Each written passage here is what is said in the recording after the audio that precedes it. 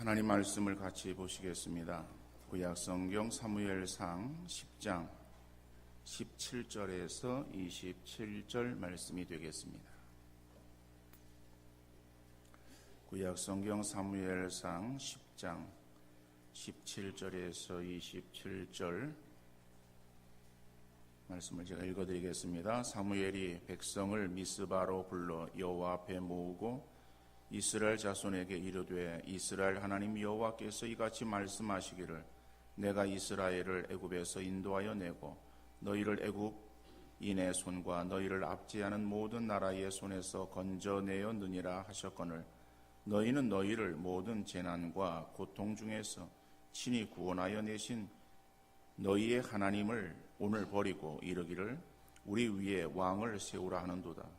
그런즉 이제 너희의 지파대로 1000명씩 여호와 앞에 나오라 하고 사무엘이 이에 이스라엘 모든 지파를 가까이 오게 하였더니 베냐민 지파가 뽑혔고 베냐민 지파를 그들의 가족별로 가까이 오게 하였더니 마드리의 가족이 뽑혔고 그 중에서 기스의 아들 사울이 뽑혔으나 그를 찾아도 찾지 못한지라. 그러므로 그들이 또 여호와께 묻되 그 사람이 여기 왔나이까? 여호와께서 대답하시되 그가 짐 보따리들 사이에 숨었느니라 하셨더라. 그들이 달려가서 거기서 그를 데려오매 그가 백성 중에 서니 다른 사람보다 어깨 위만큼 컸더라. 사무엘이 모든 백성에게 이르되 너희는 여호와께서 택하신 자를 보느냐? 모든 백성 중에 짝할 이가 없느니라 하니 모든 백성이 왕의 만세를 외쳐 부르니라. 사무엘이 나라의 제도를 백성에게 말하고 책에 기록하여 여호와 앞에 두고 모든 백성을 각기 집으로 보내매 사울도 기브와 자기 집으로 갈 때에 마음이 하나님께 감동된 유력한 자들과 함께 갔느니라. 어떤 불량배는 이르되 이 사람이 어떻게 우리를 구원하겠느냐 하고 멸시하며 예물을 바치지 아니하였으나 그는 잠잠하였더라. 아멘. 리틀 스티비 원더라고 하는 시각장애인 가수가 있었습니다. 이 스티비 원더는 그래미상을 17번 수상을 했고 또 오스카상을 거머쥐기도 했었습니다. 7천만 장 이상의 LP판을 판매해서 비틀즈, 엘비스 프레슬리 등과 함께 음반 판매량 톱10에 이름을 올리기도 했었던 사람입니다. 물론 오래된 사람이죠.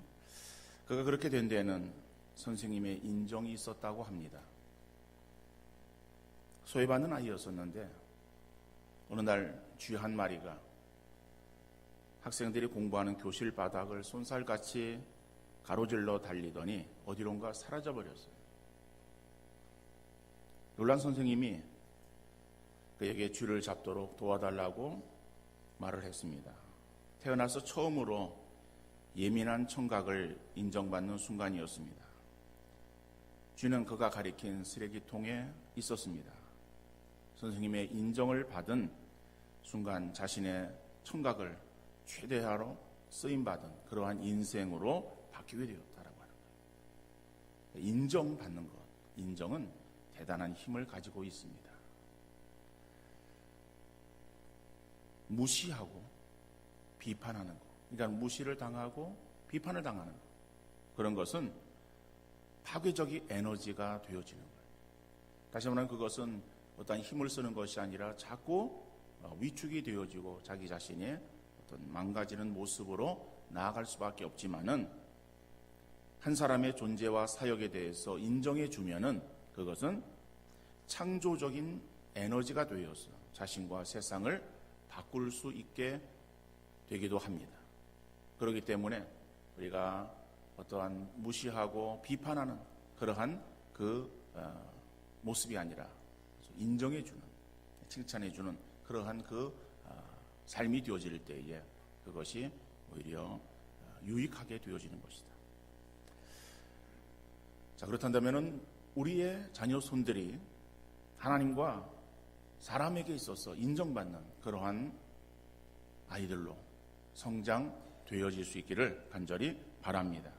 자, 그러면은 인정받는 자녀로 만들기 위해서 우리가 어떻게 해야 되는가?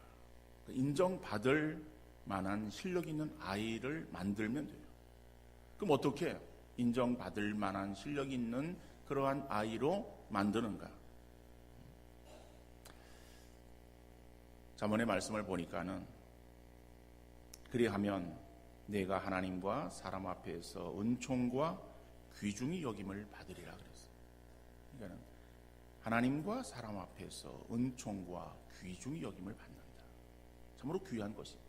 그러니까 우리의 자녀들이 바로 그렇게 하나님과 사람 앞에 인정과 귀중 여김 받는 그러한 삶을 살아갈 수 있어야 되겠다. 그러니까 그러한 삶을 살기 위해서는 어떻게 되는가? 인자와 진리가 내게서 떠나지 말게 하고 그것을 내 목에 매며 내 마음판에 새기라. 인자와 진리가, 그렇죠? 하나님의 사랑과 하나님의 그러한 이 말씀이 그를 지배하게 하고, 그래서 그는 그 말씀에 사로잡힌 그러한 삶을 살기 위해서 내 목에 매며 내 마음판에 새기라.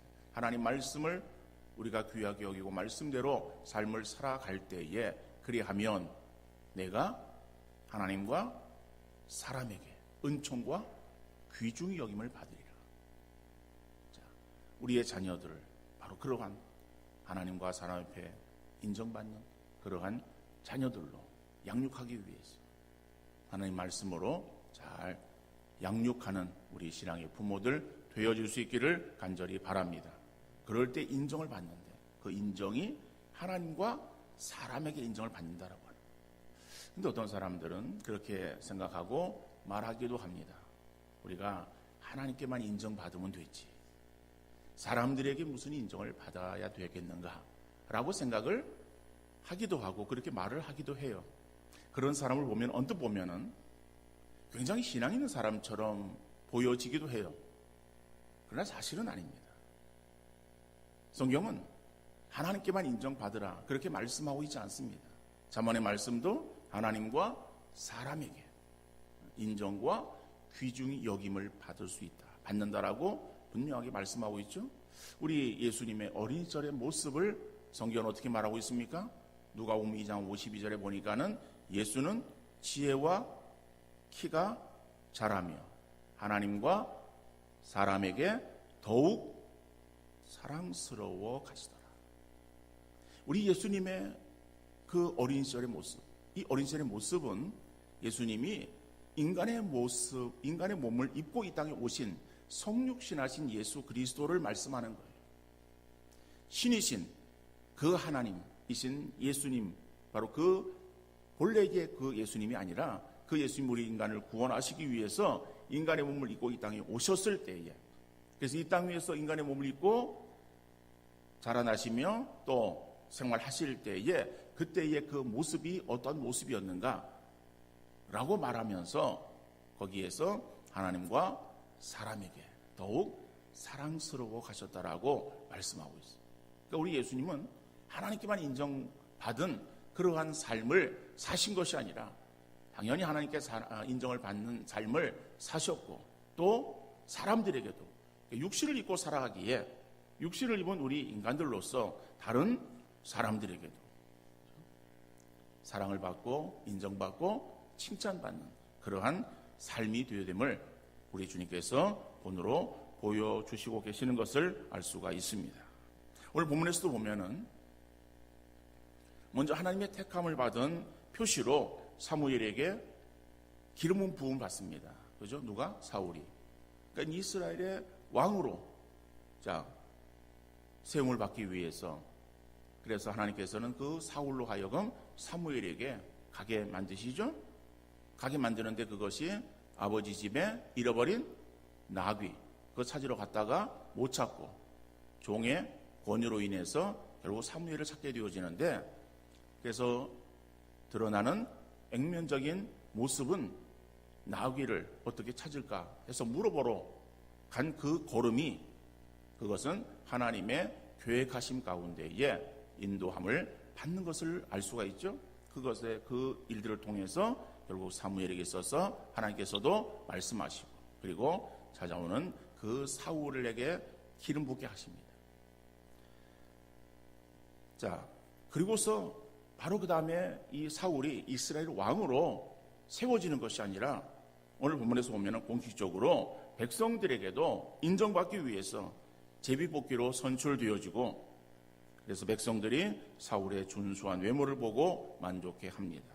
그러나 어떤 사람들은 이러한 백성들의 지지에도 불구하고 사울을 못마땅히 여기는 사람들도 있었어요.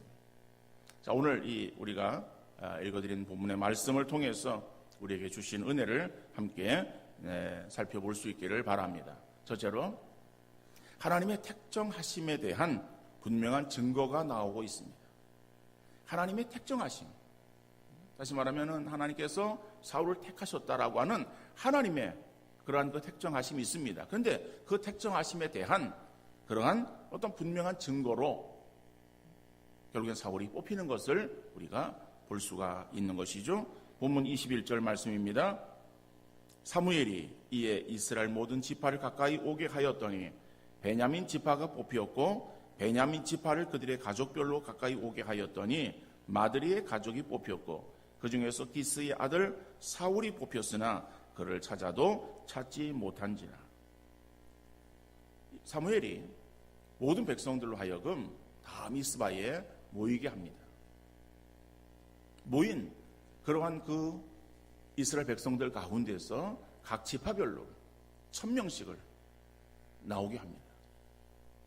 그래서 앞에 세우고 그 12지파 중에서 뽑으니까는 베냐민 지파가 뽑혔어요.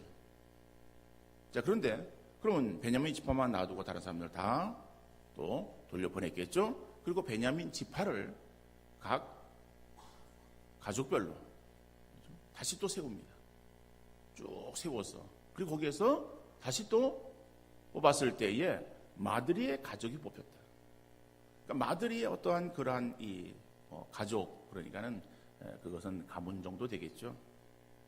그리고 다른 사람들을 다 돌려보내고, 그리고 그 마드리 그러한 그 가족 가운데서 다시 또 이제 기스의 집안이 뽑히는 거예요. 그러니까 점차적으로 이렇게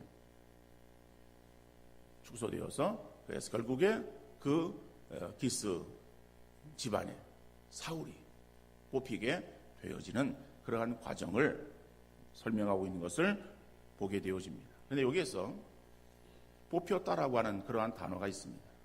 이 뽑혔다라고 하는 것은 붙잡다라고 하는 단어의 어떤 수동형이에요. 그러니까 붙잡힘을 받는 것이죠. 그런 의미를 가지고 있지만은 이것은 성경에서 하나님의 뜻을 묻는 방법 중에 하나였던 제비뽑기에 대해서 언급하고 있는 내용입니다.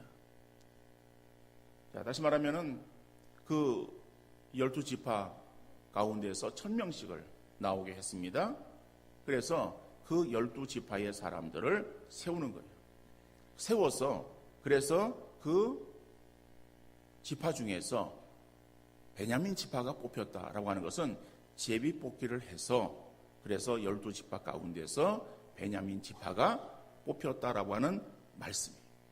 자, 그러면은 다른 지파는 다 또 들여보내고 베냐민 지파 가운데서 또 가족별로 세워서 거기에서 제비를 뽑아서 마드리의 가족이, 그 마드리의 가족 중에서 또 다시 세워서 가정별로 세워가지고, 그래서 가정별로 세웠을 때에 기스의 가정이, 또 기스의 가정에서 사람들이 뭐 자녀들이 있었을 거 아니에요. 그 중에서 제비를 뽑았는데 그 중에서 사울이 뽑혔다라고 하는 것을 말씀하고 있습니다. 자, 그런데 오늘 본문에서 보면은 어떠한 방법으로 선출했는가라고 하는 방법을 지금 여기에서 중요시 여기는 것은 아닙니다. 다시 말하면은 꼭 제비뽑기만이 성경적이고 다른 것은 인간적인 방법이다 라고 하는 것을 말씀하는 것은 아닙니다. 방법이 중요한 것이 아니라 그 배후에 하나님의 역사하심이 있는가라고 하는 것을 우리가 생각을 해야 되는 것이죠. 그러니까 사람을 세우는 것은 하나님의 뜻을 묻는 것이 중요하다라고 하는 것을 우리에게 말씀하고 있습니다. 사람의 뜻이 아니라 하나님의 뜻을 보여주시기를 기도하며 어떤 방법을 사용하든 역사하시는 이는 하나님이시다. 그런데 그 하나님의 역사하심이 어떻게 이루어지는지를 우리가 목도하기 위해서는 하나님의 뜻을 우리가 먼저 묻는 것이 필요하고 중요하다라고 하는 것을 잊어서는 안 될 것입니다. 다시 말하면 오늘 이 사울을 제입복귀를 해서 세우지만은 그러나 그냥 제입복귀를 먼저 하는 것이 아니라 하나님의 택정하심이 사울에게 있었던 것을 우리가 잊어서는 안 될 거예요. 하나님은 사울을 택정하십니다. 그러나 하나님이 택정하셨다고 이 사무엘이 그냥 사울을 왕으로 그냥 추대하고 또 백성들에게 공포하는 그러한 형식을 취했다고 한다면은 아마 거기에서 사람들이 반발을 일으킬 수도 있을 거예요. 그래서 하나님께서는 우리의 어떤 이성을 무시하시고 그리고 하나님의 어떠한 직권으로만 일하시는 하나님은 아니심을 우리가 알 수 있습니다.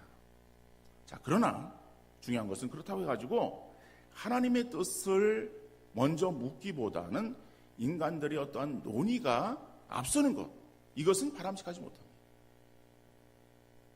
여러분 기억해야 될 것은 민의가, 다시 말하면 사람의 뜻이 하나님의 뜻이라고 생각해서는 안 되는 거예요. 하나님은 일을 해나가실 때에 사람을 통해서 일하시고 또 사람을 통해서 일하실 때에 그 행하는 방법이 민주적인 방법으로 일하시기도 하십니다. 그러나 이것을 그냥 바꾸어서 그러면은 사람이 민주주의 방식으로 일을 행했을 때에, 다시 말하면 다수결의 원칙으로 일을 행했을 때 그것이 다 하나님의 뜻이다, 이렇게 우리가 생각해서도 안 된다라고 하는 거예요. 사람의 생각과 하나님의 생각은 같지 않습니다. 그렇다면은 우리 사람이 하나님의 뜻이 무엇인가를 묻고 그 하나님의 뜻을 알아가기를 힘써야 되는 것이지, 사람이 이렇게 결정을 했으니까는 하나님께서 그것을 승낙해 주십시오라고 그렇게 강하게 요청하는 그것이 신앙의 바른 자세가 아니다라고 하는 거예요. 그거는 인간의 억지에 불과한 거예요. 자, 그렇기 때문에 우리 어떤 모든 일을 행할 때에 가장 중요한 것은 하나님의 뜻을 묻는 그러한 기도가 선행되어야 됩니다. 물론 그 기도를 통해서 우리가 기도한다라고 할 때에 기도를 하면은 하나님께서 우리에게 있어서 나타나셔서 말씀하시고 그것을 다 이렇게 저렇게 지시하시고 인도하시는 그러한 하나님이신가? 하나님 역사하시면 꼭 그렇게만 역사하시지도 않습니다. 그러나 중요한 것은 우리 같은 마음을 가지고 하나님의 뜻을 묻고 그리고 그 뒤에 우리가 인간적인 그러한 이제 정상적인 방법을 시행할 때에 하나님께서 그 사람들의 마음들을 움직이고 또 손을 하나님께서 또 사용하셔서 일하심으로 하나님의 뜻을 사람들을 통해서 이루어가게 하시는 것이다라고 해요. 그래서 오늘 이 사울이 제입복귀를 통해서 선출되어지고 그것이 백성들에게 있어서 드러나게 하시기 위해서 하나님께서는 이미 사울을 택정하셨고 그리고 그 사울이 하나님께 세우신 그러한 사람이라고 하는 것을 백성들의 선출을 통해서 분명하게 드러내 보이시는 것을 알 수가 있습니다. 우리가 일을 행할 때 그렇게 이러한 방법으로 행하는 것이 합당하다라고 하는 것이죠. 그러니까 앞에 하나님의 어떠한 택정하심, 하나님의 뜻을 묻는 그런 과정들을 다 생략해 버리고 백성들의 뜻이 하나님의 뜻이다. 그러니까 백성들의 뜻이 무엇인가 그것을 알기 위해서 애를 쓰는 그러한 그 모습은 이것은 바람직하지 못해요. 그럼 비신앙인의 그러한 사람들의 입에서는 나올 수 있는 이야기지만은 신앙인들의 생각 속에서는 이것이 잘못되었음을 우리가 분명히 알아야 될 것입니다. 하나님은 우리의 개인의 삶이나 가정이나 교회나 사회나 국가의 모든 그러한 역사들을 주관하시고 인도하시는 분이 우리 하나님이라고 하는 것을 잊어서는 안 될 것입니다. 그렇기 때문에 오늘 이 사울의 이 선출의 모습들을 우리가 생각하면서 먼저 기도함으로 하나님의 뜻을 묻는 그러한 우리 신앙인의 삶이 되어질 수 있기를 바라고, 그 다음에 우리가 또 인간의 생각을 또 모아서 하나님의 행하시는 그릇들을 우리가 확실하게 바라보면서 주께 영광 돌리고 또 하나님의 인도하심에 우리가 더 감사하는 그러한 삶이 되어질 수 있기를 간절히 바랍니다. 두 번째로 보면은 사람들의 평가가 나오고 있는 것을 보게 되어져요. 오늘 보면 23절 24절 말씀에 보면은 그들이 달려가서 거기서 그를 데려오매 그가 백성 중에 선이 다른 사람보다 어깨 위만큼 컸더라. 사무엘이 모든 백성에게 이르되 너희는 여호와께서 택하신 자를 보느냐?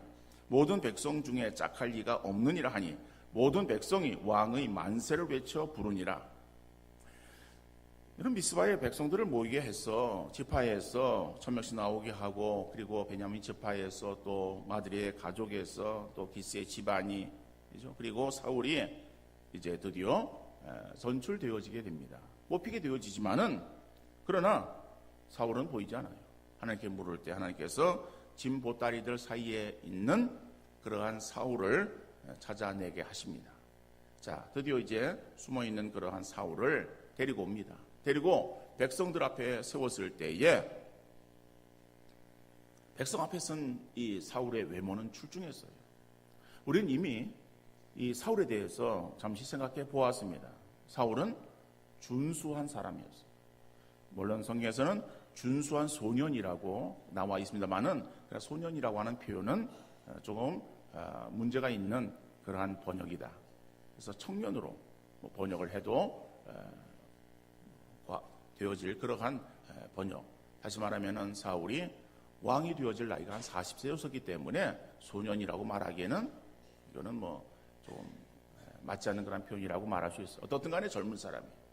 그런데 그의 외모가 준수했다라고 성경은 말하고 있습니다. 오늘 본문에서는 그 사울에 대해서 어떻게 말하고 있습니까? 키가 어깨 위만큼 컸다라고 말하는.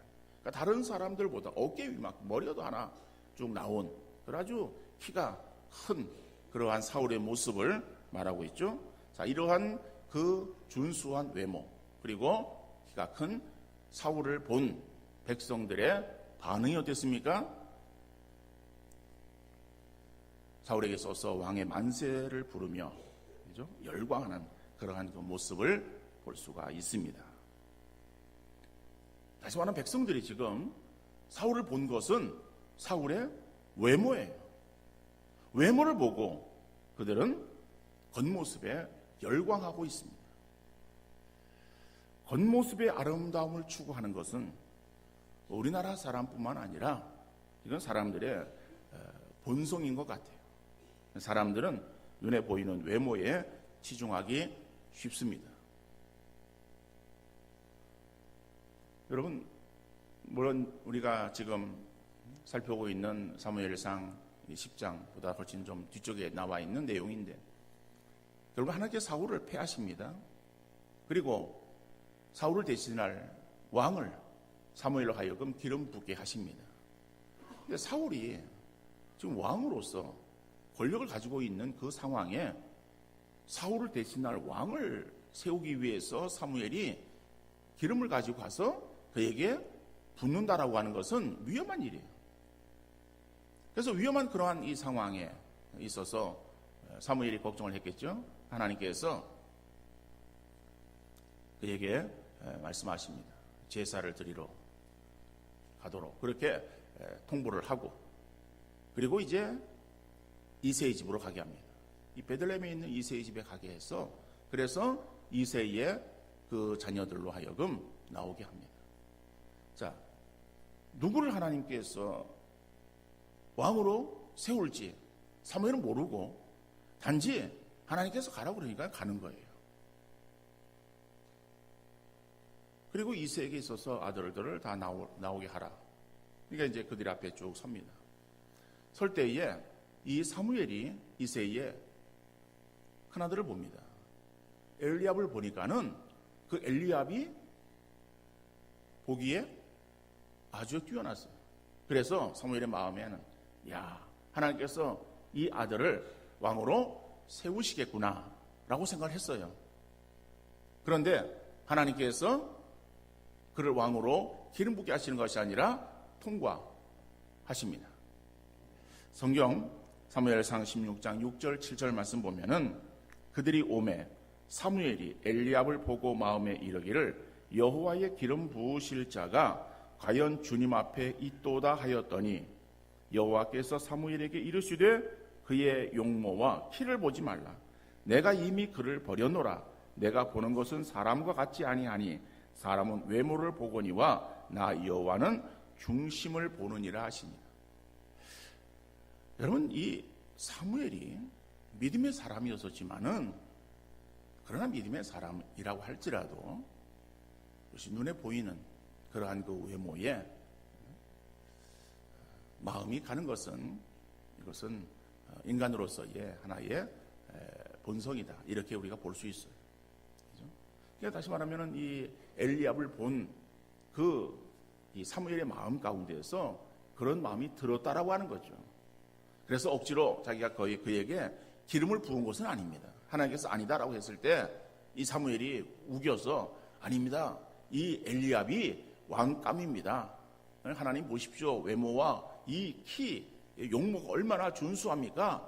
이런 사람이 왕이 되어야지. 이렇게 하나님께 대해서 더 자기의 요구를 강하게 주한 것이 아니라 단지 엘리압을 볼 때에 이 사무엘의 마음이 그런 마음이었다라고 하는 것을 말하고 있어요.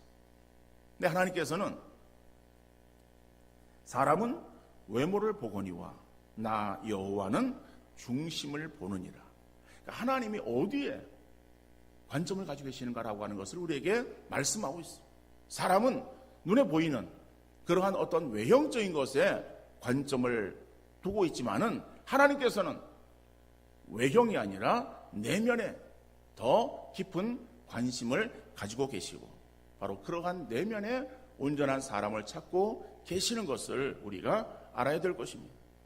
나중에 이 다윗에게 기름이 부어집니다. 그런데 다윗은 외형적으로 볼 때는 형들하고 비교했을 때에 아주 보잘것없었던 사람이었던 것 같아요. 그렇지만은 하나님께서는 다윗을 만나니 내 마음에 합한 사람이라. 다시 말하면 그 마음 중심이 어떠했는가라고 하는 것을 우리에게 말씀하고 있습니다. 우리가 잘 알고 있는 대로 시편을 보면은 다윗의 시가 많이 들어 있습니다. 근데 그 다윗은 힘들고 어려울 때에 실망하거나 낙심하거나 좌절하지 않았어요. 다른 사람들에게 자기의 문제를 하소연하지 않았어요. 다윗은 그 입을 하나님께만 열었어요. 하나님만을 찾았어요. 모든 영광을 하나님께 돌리고 모든 힘들고 어려울 때에 하나님의 도우심만을 구하고 자기의 상황을 바라보며 낙심하고 실망하는 것이 아니라 하나님의 선한 인도하심만을 바라보았던 그 다윗, 그 마음 중심에 하나님으로 가득 차 있던 바로 그 다윗을 하나님께서는 찾으셨고 바로 그 사람을 만나니 내 마음에 합한 사람이라고 칭찬하셨던 것을 우리가 볼 수가 있습니다. 여러분, 세상에는 같은 값이면 다 홍치마라고 하는 말이 있어요.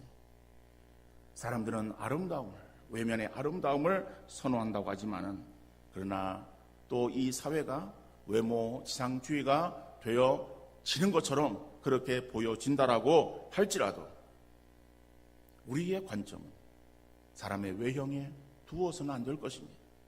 물론 우리가 잘난 외모가 있고 예쁜 어떠한 몸을 가지고 있다라고 할 때 그것이 감추어될 부끄러움은 아닙니다. 그건 하나님께서 우리에게 주신 귀한 은혜예요.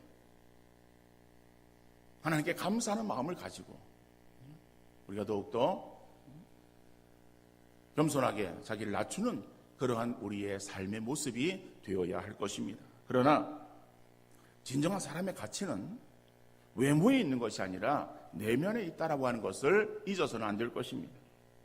사람의 가치와 판단은 외모를 향하지만 하나님께서는 속마음 중심을 살피시기 때문에 우리가 어디에 더 관점을 둬야 되는가 하면은 사람들의 찾는 그러한 그 사람이 되기 위해서 어떠한 외모와 외형에 우리가 중점을 두는 것이 아니라 하나님이 찾으시는 그러한 내면의 속사람의 온전함을 이루기 위해서 우리가 더 힘쓰는 그러한 신앙의 사람들 되어질 수 있기를 간절히 바랍니다. 여러분, 우리의 외모와 외형은 쉽게 변합니다.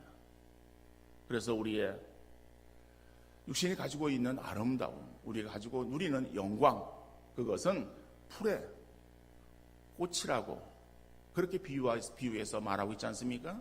풀도 잠깐 있는 거예요. 1년살이.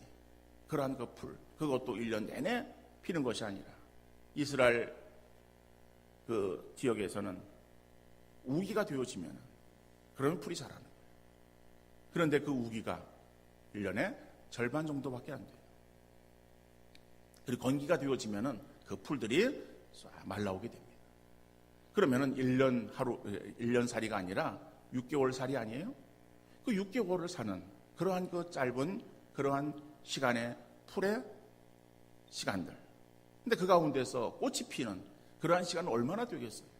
더 짧겠죠?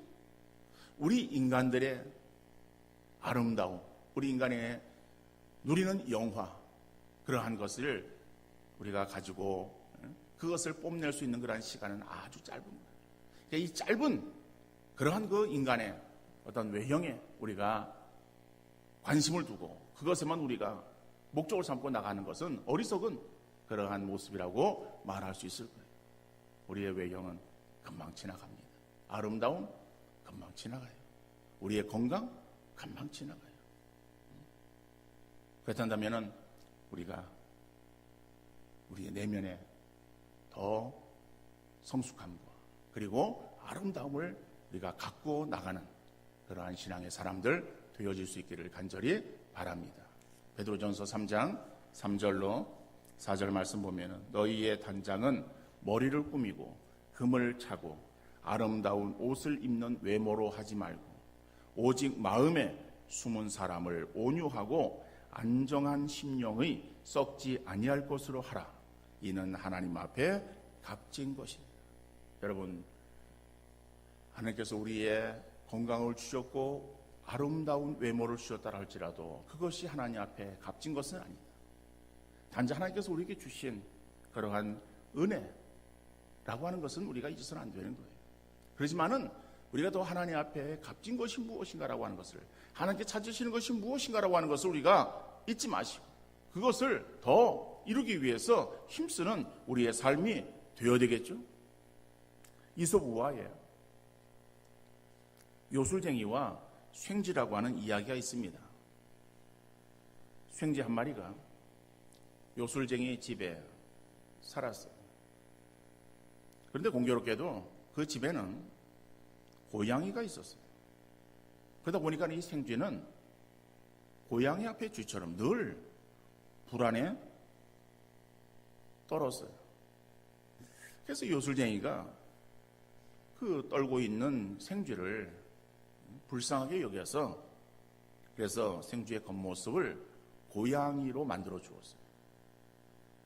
자, 그러면 이제 자기에게 두려운 존재가 없어야 될 거 아니에요? 그러니까 고양이랑 같이 이제 지내야 될 거 아니에요? 근데 이번에는 개를 무서워하는 거예요. 그래서 이 고양이 모습의 생쥐를 다시 개로 만들어 주었어요. 근데 이번에는 호랑이가 무섭다고 하는 거예요. 그러니까 실망한 요술쟁이는 너는 겉모양만 바뀌었지 속은 언제나 쇳쥐의 마음이니 무엇으로 변해도 가망이 없다. 다시 쇳쥐로 돌아가라. 그래서 쇳쥐로 되돌렸다고 하는 그러한 이야기예요. 여러분, 뭘 말합니까? 성경은 우리의 믿음에 대해서 옷을 입는다라고 하는 표현을 쓰고 있어요. 옷을 입는다라고 하는 것은요, 하나의 비유적인 표현이에요. 이것은 우리의 겉모습을 아름답게 치장하는 것을 말하는 것은 아닙니다. 사람이 옷을 입었다라고 하면 그 옷에 합당한 신분이 사람이라고 하는 것을 우리에게 나타내 주고 있습니다. 정장을 하게 되어지면은 우리의 그러한 그 모습이 아주 정숙하고 그리고 또 반듯하게 우리가 행동할 수 있는 거예요. 그건 우리의 마음이, 그러한 마음이 되어진다라고 하는 것을 우리가 옷을 입었다라고 하는 그러한 표현을 쓸 수 있다라고 하는 것이죠. 다시 말하면 우리가 믿음을 가지고 있다라고 하는 것은 그 믿음이 뭐냐? 그 믿음이 예수 그리스도에 대한 믿음이에요. 그 예수 그리스도에 대한 믿음이라고 하는 것은 우리가 예수 그리스도로 인해서 변화되어진 그러한 새로운 피조물이다라고 하는 것을 성경은 말씀하고 있지 않습니까? 우리가 믿는 사람이 되었다라고 하는 것은 예수 그리스도를 믿는 사람이에요. 예수 그리스도를 믿는 사람은 우리의 겉으로 드러난 그러한 그 모습이 그리스도인이 아니라 우리의 내면에 속사람이 예수의 생명을 가지고 있는 그리스도인이 되었다라고 하는 것을 말하고 있는 거예요. 내가 예수를 믿는다라고 하는 것은 그저 주일이 되어서 교회에 나오는 것만을 의미하는 것이 아닙니다.